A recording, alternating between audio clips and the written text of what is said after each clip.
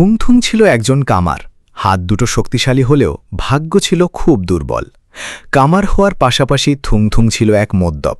সারাদিন সে লোহা পিটত আর সন্ধে হতেই অজু ভাইয়ের মদের ঠেকে যেত।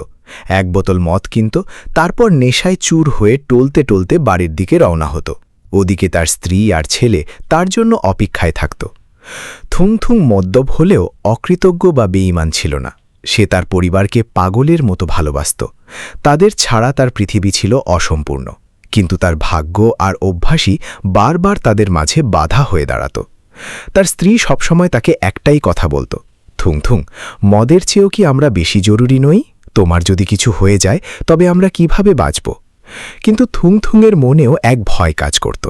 কাল যদি আমার হাত কাঁপা শুরু করে তবে রুটি রুজির কি হবে?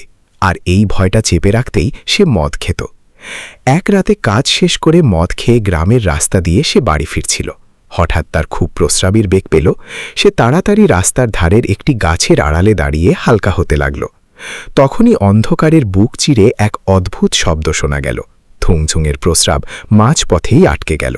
সে ঘাবড়ে গিয়ে এদিক ওদিক তাকাতে লাগল। হঠাৎ তার নজর পড়ল একটি কুয়োর দিকে। থুংথুং ভাবল বোধহয় কেউ কুয়োতে পড়ে গেছে।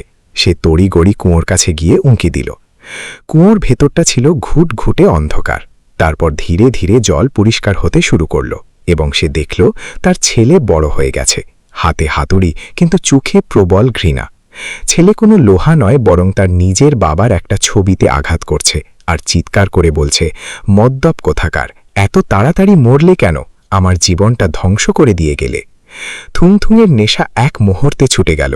সে আরও দেখল তার স্ত্রী বৃদ্ধা হয়ে গেছে। অসুস্থতায় সে জরাজীর্ণ আর প্রতিটি নিঃশ্বাসের সাথে কেবল থুংথুংয়ের নাম নিচ্ছে।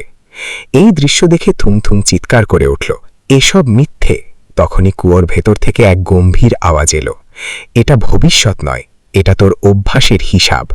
কথাটি শুনে থুংথুং চিৎকার করে উঠল, না, এটা হতে পারে না।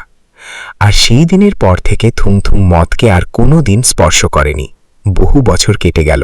ছেলে বড় হয়ে গ্রামের সবচেয়ে সৎ কামার হল। একদিন ছেলে জিজ্ঞেস করল, বাবা, আপনি এক রাতের মধ্যে কিভাবে বদলে গেলেন? থুংথুং শুধু এটুকুই বলল, বাবা, সেদিন রাতে আমি আমার মৃত্যু দেখেছিলাম, আর তার চেয়েও বড় দেখেছিলাম তোমার ঘৃণা। শিক্ষা।